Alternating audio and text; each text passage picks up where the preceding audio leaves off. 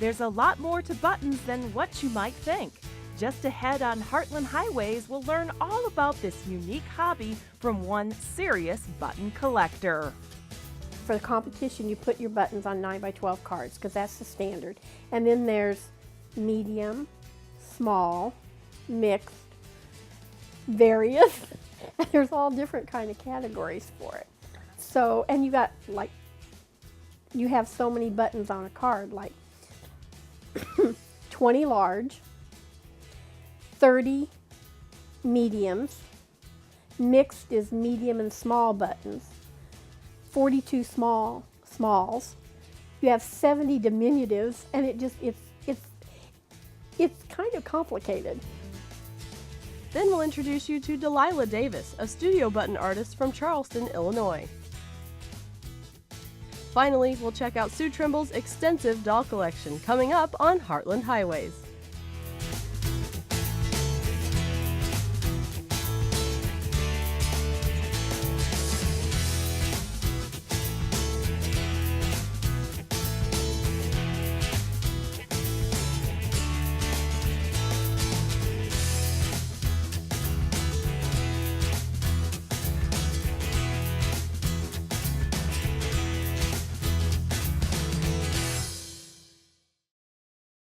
Hello, and thanks for joining us again this week on Heartland Highways. You know, for most of us, buttons are just kind of a part of our clothing, but for the people that collect them, it's more of a passion. Well, Kate, in 1938, the National Button Society was founded, and soon after, local and state clubs were formed. Now, I had the chance to meet up with one local collector who shared her amazing and expansive collection with me. She was just 10 years old with a $10 bill at an auction. That's when Maude Hartman's button collection started, really by accident. And there on the rack wagon was a couple of really pretty candlesticks with all the little crystals hanging down, and that's what I wanted. And it was during the week. And so anyway, I was wanting to bid on those. And then the auctioneer threw this tin of buttons in it. And it was a big old metal tin, just full of buttons. So I bid, and by gosh, he took my $10, and I got the tin of buttons and the candlesticks. And the buttons I brought home, and my mother used them because she made a lot of our clothes.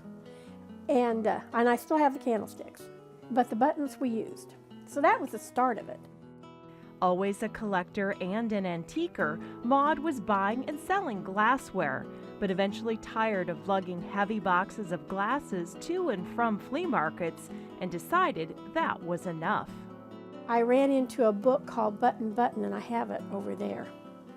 And it was written by Peggy Ann Osborne, and in the back of it there was an address for the National Button Society. And I wrote the secretary and said, "Is there a button club in Illinois?" And she wrote back and gave me the name of the president then, and her name was Jean Curtis. And I called Jean. I got the letter back on a Saturday, and Sunday afternoon I called Jean Curtis, and it was like talking to my best friend. We talked for 2 hours on the telephone. And she was president of the Illinois State Button Society, and she said, "You've got to come to an Illinois State show." And I did. It was then that Maude realized there was more to button collecting than just keeping jars full of buttons. Her first task was to start separating her button collection by material type. Because I found out that when I mix my metals with my mother of pearls and my plastics, the chemical reaction in them makes your button collection go poof. And celluloid's one of the worst materials, because if you mix it with any kind of metal, the celluloid eventually deteriorates. It's probably one of the most fragile materials. If you think about old movie film, which was highly flammable, and that's why you really have to be careful with celluloid buttons. When you open up a button jar and smell that funny smell, it's usually kind of an ammonia smell, that's your celluloid buttons deteriorating. Buttons can be made from glass, enamel, metal, horn, wood, plastic, and more, and come in as many, if not more, colors, shapes, sizes, and themes. They tell a history not only of fashion, but also show an evolution of technology, in particular the invention of celluloid in the late 1800s. It was great. It could be molded, it could be rolled, it could be knotted, it could be just everything done. And think about everything was made up. Buttons, hair receivers, beautiful things, dolls. Okay, well, they found out celluloid was flammable. But there were a lot of celluloids made in the 20s and 30s, but then Bakelite came along.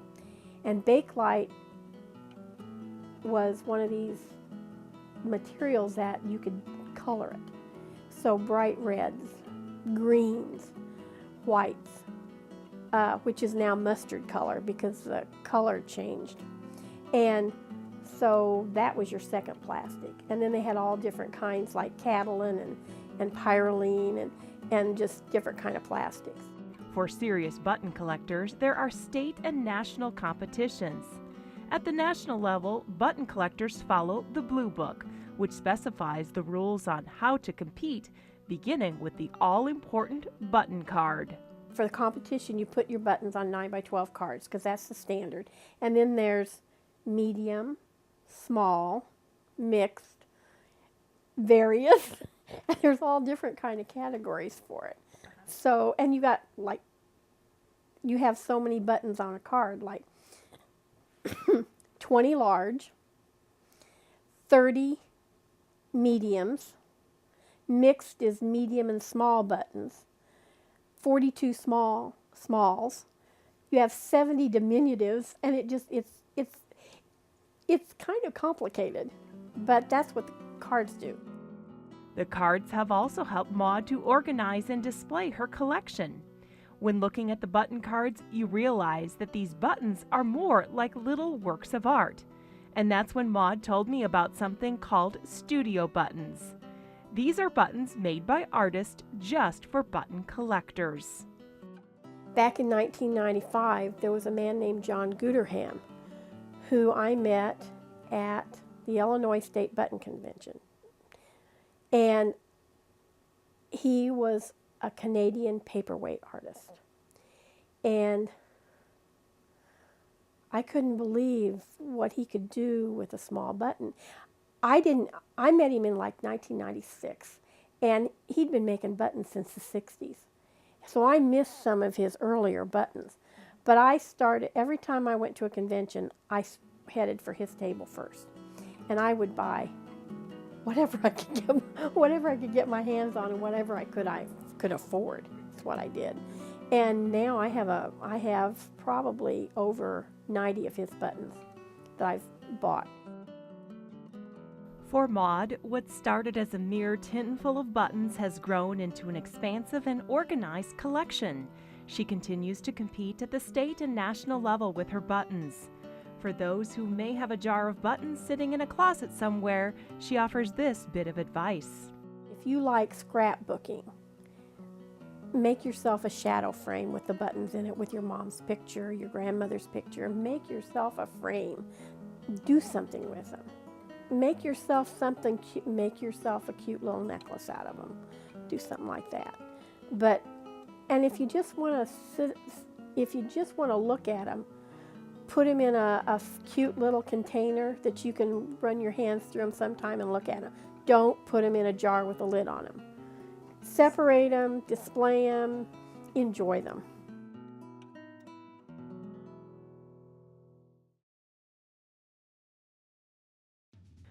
Stay connected with Heartland Highways at WEIU.net. You'll find us under the Television tab. Learn more about upcoming episodes and get contact information for the people and places featured in the show, as well as past seasons. You can also connect with us through YouTube and Facebook.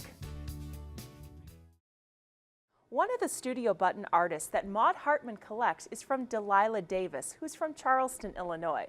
Now, Delilah had never heard of studio buttons until she met Maude Hartman at a local craft show. And I said, but wouldn't that kind of be cost prohibitive? You know, I can get $30, $40 for a marble. Who's going to put 6 of those on a, or 8 on a blouse? And she says, oh, no, no, no. We don't buy more than one of a style usually. And we don't put them on clothes, we put them on cardboard and enter them in competitions. And I said, oh, that makes perfect sense. And she said, well, I'll tell you what, you just make 4 or 5 of them. And I'll tell you what, I'll buy every one of them. It didn't take long for the button collectors to notice, and soon Delilah was traveling to button shows and selling out sometimes before the show even started. She's become well known for her paperweight buttons and those known as realistics. Those are really fun to make because realistic buttons are what they're supposed to be. They're supposed to be exactly what they're supposed to be. You know, you're in a horse, teapot. I've made witches for Halloween, their faces with a hat. You know, I made dragons, and they buy them, and that's cool. You know, it's just one more outlet. Creating studio buttons is just one of those creative outlets for Delilah. She started working initially in stained glass, working as an apprentice. Stained glass led to kaleidoscopes, which led to an opportunity to work with John Hammond Miller, a third-generation glassblower from Missouri. And I went down there and took lessons with him and learned how to make beads and marbles. Beads you learn control, marbles you learn design and how to make them round, and then you go on to working in a tank. Well, for a long time I didn't get any farther than just the marbles because I was having so much fun making marbles and learning how to make flowers in there. And working with a torch, Delilah perfected her art and could make tiny flowers bloom from inside of marbles. it is done with lines and dots and how you manipulate the glass. You make a nail head, kind of a gather on the end of a rod, and you draw the shape of your flower. And it's just the way you heat it and let the glass flow, and then you have to press down and it pushes, and it blooms. It's just like slow photography, yeah, or fast photography, but it does. It just shows you, it blooms right there in front of you. Delilah does all of her small, intricate work like marbles, pendants, and buttons with a torch. While each one is unique, they all start with the same material, clear glass rods, something that Delilah is now making herself. The reason why I started making my own glass was simply because the glass that is machine made, pulled into rods, clear glass, there's a lot of seed bubbles in there, and I don't want a bubble in there unless I put it there. It's just not as good as handmade. Mm-hmm. So John Miller, he had a recipe for glass, and he passed it on to me. And so we make our own glass, and that way I can pull it, I can control if there's any bubbles in there, I can control how many hands touch it, because with a machine made there's always little scratches on the outside, and every person who touches it leaves oil and dirt, and no matter how good you clean it, that's going to come off as scum in the glass. Mm-hmm. And so if you have to spend most of your time picking that out or the bubbles out, it's not worth it. I'd rather pay more, and which is what I did, and a lot of other glass workers do too. So it was a lot easier making it myself. Making glass rods is an orchestrated operation that requires 2 people to complete. Steve Reynolds, who worked for John Hammond Miller, is now helping Delilah. He has more experience at pulling rods and making paperweights and things like that than I am. You know, I was always the helper too. So most of the time he takes the front and does it and then helps me along when I forget, because I'm new at making paperweights and stuff like that. I did work a little bit with John, but not a lot. Like I said, I liked making marbles. And so Steve is from Georgia. Like I said, he had been working with John for a while, And he said that if I didn't mind, he'd come with the stuff and he'd show me and we could work together, and it worked out pretty well. Between making her own artwork, Delilah also teaches classes and now has her own apprentice, Marie. She has lots of ideas. She's still young. Artwork, yes. But anything that has to do with glass. She makes most of my jewelry. You know, either she'll make the bead, she's learning. I make most all of the focal beads. And then she makes maybe some spacer beads to go with it, and then she puts it all together, because I'm just not, that's not my thing. I'll make anything she wants me to make as a focal bead. She comes up with all kinds of ideas, and I'll make them for her, but she has to put them together. To make a paperweight, to make a marble, that's something you can carry around in your hand. In 2 hours, usually, it's done. Even marbles in an hour. You have a piece of artwork that you carry around in your hand. It's instant gratification at its best.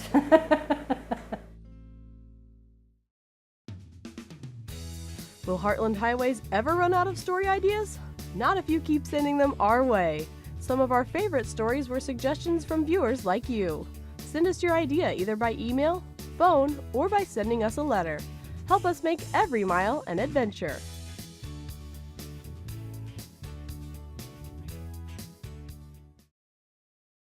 Just like buttons are special to Maude and Delilah, dolls are special to this next lady. We met Sue Trimble from Robinson, Illinois, who has an extensive and diverse doll collection that she was more than happy to share with us. A few times I'd seen Lucille Van Fleet's doll collection at West Union, and I just sort of thought that was really interesting, and I thought I'd like to give it a try. And so one day I cleaned out a glass bookcase and put 3 dolls from my childhood in, and when my husband came home for lunch, I told him I had started my doll collection. That one glass bookcase has now turned into many, and Sue Trimble of Robinson, Illinois has even added an entire wing on her home to house her doll collection. She's not sure exactly how many dolls she has, but Sue is sure of the different kinds of dolls found in her collection. I have some antique dolls, and I've gotten those at various places. One, a lady in town, gave me a China head doll that had been in her family for several years, and she has no children to pass it on to, and she wanted someone to take care of it who would like it and love it, and so she gave it to me a couple of years ago. I like to collect dolls when we travel, and although we haven't done a lot of traveling, some of them I look for dolls that are signed by a doll maker, and I prefer that they come from that country or that state. I don't wish to go to Alaska and get a doll that came from China. I have some dolls from back in my childhood, composition dolls that I suppose I'm sort of partial to, which that's the type of doll that I played with when I was younger.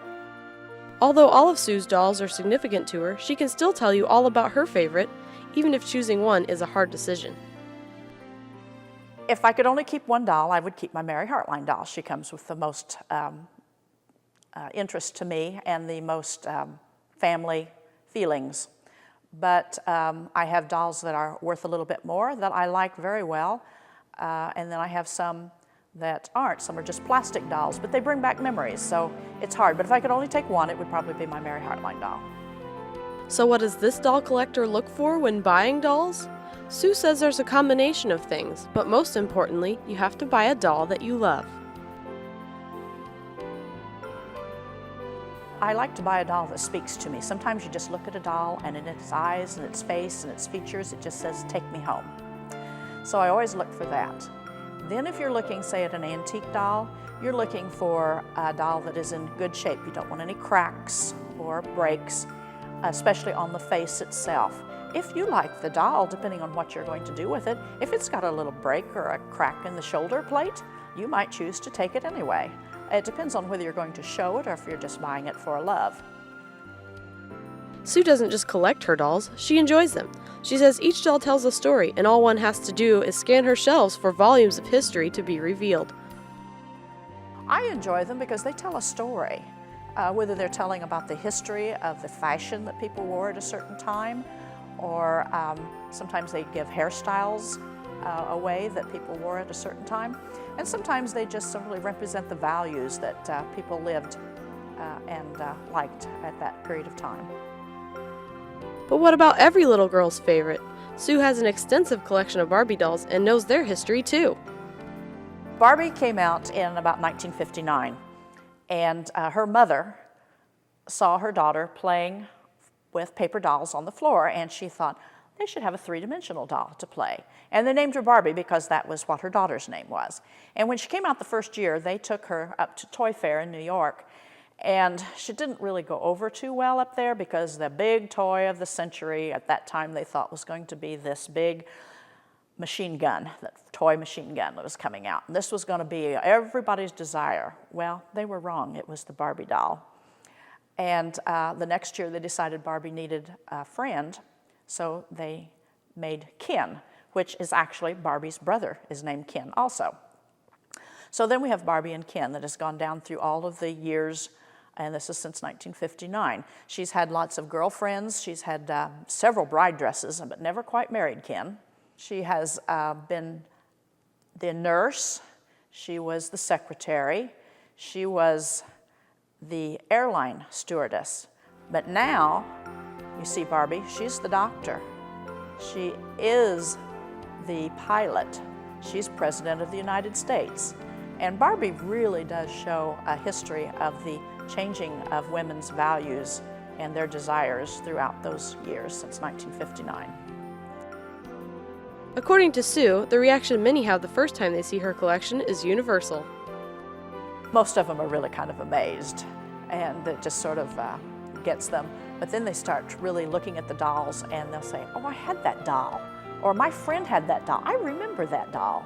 And it does bring back memories. Gerber baby, Tiny Tears. I don't think anybody anymore probably played with any of the antique dolls or the China heads. But they played with Chatty Cathy, and of course Barbie's always big. Little girls are especially interested in the American Girl dolls. Some of them will look at the Howdy Doody marionette, and they'll remember that they had that. They also like to look at some of the girls, younger girls like to look at the Cabbage Patch dolls because they remember when they wanted the Cabbage Patch and they couldn't get it because they didn't get in line fast enough. So basically the dolls just sort of bring back memories, things that they remember. Memories of those dolls can all be brought up just by touring Sue's collection. But one memory that stands out most to her is the story of her Bilo baby doll. I have a Bilo baby doll that my mother wanted when she was little. Her father didn't believe in toys for children, so she didn't get one.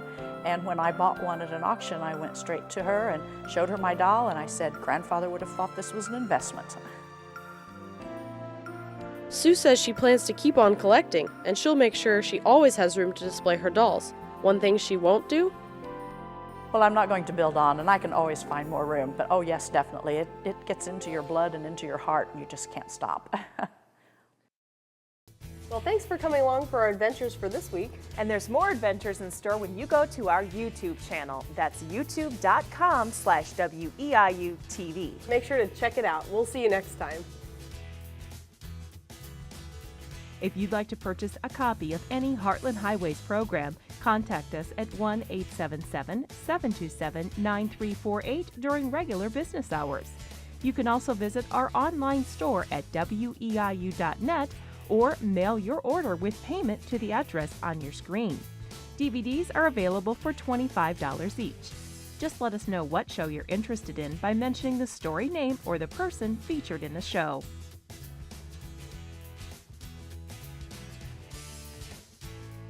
I have longer legs, you have a longer torso. I know. I don't know. It's bizarre. It's bizarre. Okay. She doesn't like me though. Well, doesn't matter. No like you! No likey. I'm sick of you! No likey. You're out after this one. You're out. You're done! You can do it by yourself again? Have fun with that. What are the studio button art?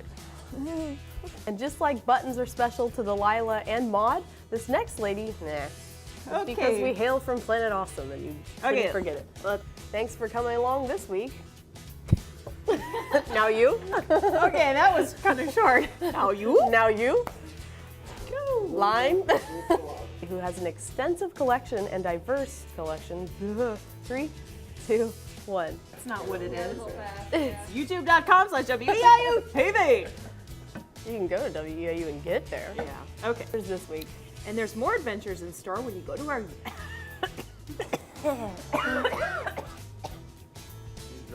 Oh, good.